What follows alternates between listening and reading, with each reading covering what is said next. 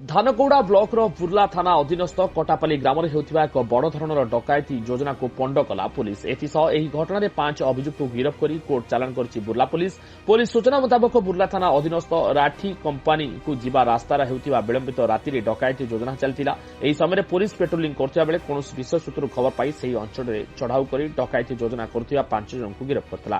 Burla police ସେମାନଙ୍କଠାରୁ 2ଟି bike ସହ ବିଭିନ୍ନ ମରଣାସ୍ତ୍ର, ଲଙ୍କାଗୁଣ୍ଡ ଆଦି ଜବତ କରିଛି। ଏଥିସହ ଏହି 5 ଜଣ ଡକାୟତଙ୍କୁ ଗିରଫ କରି କୋର୍ଟ ଚାଲାଣ କରିବା ସହ ଏଥିରେ ଆଉ କାହାର ସମ୍ପୃକ୍ତ ଅଛି କି ନାହିଁ ସେ ଦିଗରେ ପୁଲିସ୍ ନଜର ରଖି ତଦନ୍ତ ଆରମ୍ଭ କରିଛି। ସମ୍ବଲପୁର ଧାନକୋଡ଼ାରୁ ମାନସ ସାହୁଙ୍କ ରିପୋର୍ଟ, ଟାଇମ୍ 8 ଓଡ଼ିଶା। ଧାନକୌଡ଼ା ବ୍ଲକର ବୁର୍ଲା ଥାନା ଅଧୀନସ୍ଥ କଟାପାଲି ଗ୍ରାମରେ ହେଉଥିବା ଏକ ବଡ଼ ଧରଣର ଡକାୟତି ଯୋଜନାକୁ ପଣ୍ଡ କଲା ପୁଲିସ୍। ଏଥିସହ ଏହି ଘଟଣାରେ 5 ଅଭିଯୁକ୍ତଙ୍କୁ ଗିରଫ କରି କୋର୍ଟ ଚାଲାଣ କରିଛି ବୁର୍ଲା ପୁଲିସ୍। ପୁଲିସ୍ ସୂଚନା ମୁତାବକ ବୁର୍ଲା ଥାନା ଅଧୀନସ୍ଥ ରାଠି କମ୍ପାନୀକୁ ଯିବା ରାସ୍ତାରେ ହେଉଥିବା ବିଳମ୍ବିତ ରାତିରେ ଡକାୟତି ଯୋଜନା ଚାଲିଥିଲା। ଏହି ସମୟରେ ପୁଲିସ୍ ପେଟ୍ରୋଲିଂ କରୁଥିବା ବେଳେ କୌଣସି ବିଶେଷ ସୂତ୍ରରୁ ଖବର ପାଇ ସେହି ଅଞ୍ଚଳରେ ଚଢ଼ାଉ କରି ଡକାୟତି ଯୋଜନା କରୁଥିବା 5 ଜଣଙ୍କୁ ଗିରଫ କରିଥିଲା। ବୁର୍ଲା ପୁଲିସ୍ ସେମାନଙ୍କଠାରୁ 2ଟି ବାଇକ୍ ସହ ବିଭିନ୍ନ ମରଣାସ୍ତ୍ର, ଲଙ୍କାଗୁଣ୍ଡ ଆଦି ଜବତ କରିଛି। ଏଥିସହ ଏହି 5 ଜଣ ଡକାୟତଙ୍କୁ ଗିରଫ କରି କୋର୍ଟ ଚାଲାଣ କରିବା ସହ ଏଥିରେ ଆଉ କାହାର ସମ୍ପୃକ୍ତ ଅଛି କି ନାହିଁ ସେ ଦିଗରେ ପୁଲିସ୍ ନଜର ରଖି ତଦନ୍ତ ଆରମ୍ଭ କରିଛି। ସମ୍ବଲପୁର ଧାନକୋଡ଼ାରୁ ମାନସ ସାହୁଙ୍କ ରିପୋର୍ଟ, ଟାଇମ୍ 8 ଓଡ଼ିଶା। ଧାନକୌଡ଼ା ବ୍ଲକର ବୁର୍ଲା ଥାନା ଅଧୀନସ୍ଥ କଟାପାଲି ଗ୍ରାମରେ ହେଉଥିବା ଏକ ବଡ଼ ଧରଣର ଡକାୟତି ଯୋଜନାକୁ ପଣ୍ଡ କଲା ପୁଲିସ୍। ଏଥିସହ ଏହି ଘଟଣାରେ 5 ଅଭିଯୁକ୍ତଙ୍କୁ ଗିରଫ କରି କୋର୍ଟ ଚାଲାଣ କରିଛି ବୁର୍ଲା ପୁଲିସ୍। ପୁଲିସ୍ ସୂଚନା ମୁତାବକ ବୁର୍ଲା ଥାନା ଅଧୀନସ୍ଥ ରାଠି କମ୍ପାନୀକୁ ଯିବା ରାସ୍ତାରେ ହେଉଥିବା ବିଳମ୍ବିତ ରାତିରେ ଡକାୟତି ଯୋଜନା ଚାଲିଥିଲା।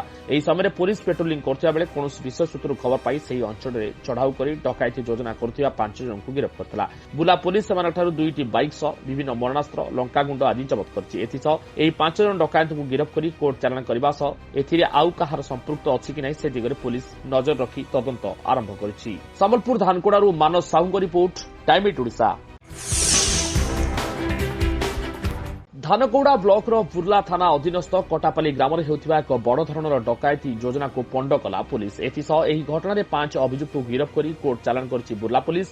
ପୁଲିସ୍ ସୂଚନା ମୁତାବକ ବୁର୍ଲା ଥାନା ଅଧୀନସ୍ଥ ରାଠି କମ୍ପାନୀକୁ ଯିବା ରାସ୍ତାରେ ହେଉଥିବା ବିଳମ୍ବିତ ରାତିରେ ଡକାୟତି ଯୋଜନା ଚାଲିଥିଲା। ଏହି ସମୟରେ ପୁଲିସ୍ ପେଟ୍ରୋଲିଂ କରୁଥିବା ବେଳେ କୌଣସି ବିଶେଷ ସୂତ୍ରରୁ ଖବର ପାଇ ସେହି ଅଞ୍ଚଳରେ ଚଢ଼ାଉ କରି ଡକାୟତି ଯୋଜନା କରୁଥିବା 5 ଜଣଙ୍କୁ ଗିରଫ କରିଥିଲା। ବୁର୍ଲା ପୁଲିସ୍ ସେମାନଙ୍କଠାରୁ 2ଟି ବାଇକ୍ ସହ ବିଭିନ୍ନ ମରଣାସ୍ତ୍ର, ଲଙ୍କାଗୁଣ୍ଡ ଆଦି ଜବତ କରିଛି। ଏଥିସହ ଏହି 5 ଜଣ ଡକାୟତଙ୍କୁ ଗିରଫ କରି କୋର୍ଟ ଚାଲାଣ କରିବା ସହ ଏଥିରେ ଆଉ କାହାର ସମ୍ପୃକ୍ତ ଅଛି କି ନାହିଁ ସେ ଦିଗରେ ପୁଲିସ୍ ନଜର ରଖି ତଦନ୍ତ ଆରମ୍ଭ କରିଛି। ସମ୍ବଲପୁର ଧାନକୋଡ଼ାରୁ ମାନସ ସାହୁଙ୍କ ରିପୋର୍ଟ, ଟାଇମ୍ 8 ଓଡ଼ିଶା। ଧାନକୌଡ଼ା ବ୍ଲକର ବୁର୍ଲା ଥାନା ଅଧୀନସ୍ଥ କଟାପାଲି ଗ୍ରାମରେ ହେଉଥିବା ଏକ ବଡ଼ ଧରଣର ଡକାୟତି ଯୋଜନାକୁ ପଣ୍ଡ କଲା ପୁଲିସ୍। ଏଥିସହ ଏହି ଘଟଣାରେ 5 ଅଭିଯୁକ୍ତଙ୍କୁ ଗିରଫ କରି କୋର୍ଟ ଚାଲାଣ କରିଛି ବୁର୍ଲା ପୁଲିସ୍। ପୁଲିସ୍ ସୂଚନା ମୁତାବକ ବୁର୍ଲା ଥାନା ଅଧୀନସ୍ଥ ରାଠି କମ୍ପାନୀକୁ ଯିବା ରାସ୍ତାରେ ହେଉଥିବା ବିଳମ୍ବିତ ରାତିରେ ଡକାୟତି ଯୋଜନା ଚାଲିଥିଲା। ଏହି ସମୟରେ ପୁଲିସ୍ ପେଟ୍ରୋଲିଂ କରୁଥିବା ବେଳେ କୌଣସି ବିଶେଷ ସୂତ୍ରରୁ ଖବର ପାଇ ସେହି ଅଞ୍ଚଳରେ ଚଢ଼ାଉ କରି ଡକାୟତି ଯୋଜନା କରୁଥିବା 5 ଜଣଙ୍କୁ ଗିରଫ କରିଥିଲା। ବୁର୍ଲା ପୁଲିସ୍ ସେମାନଙ୍କଠାରୁ 2ଟି ବାଇକ୍ ସହ ବିଭିନ୍ନ ମରଣାସ୍ତ୍ର, ଲଙ୍କାଗୁଣ୍ଡ ଆଦି ଜବତ କରିଛି। ଏଥିସହ ଏହି 5 ଜଣ ଡକାୟତଙ୍କୁ ଗିରଫ କରି କୋର୍ଟ ଚାଲାଣ କରିବା ସହ ଏଥିରେ ଆଉ କାହାର ସମ୍ପୃକ୍ତ ଅଛି କି ନାହିଁ ସେ ଦିଗରେ ପୁଲିସ୍ ନଜର ରଖି ତଦନ୍ତ ଆରମ୍ଭ କରିଛି। ସମ୍ବଲପୁର ଧାନକୋଡ଼ାରୁ ମାନସ ସାହୁଙ୍କ ରିପୋର୍ଟ, ଟାଇମ୍ 8 ଓଡ଼ିଶା।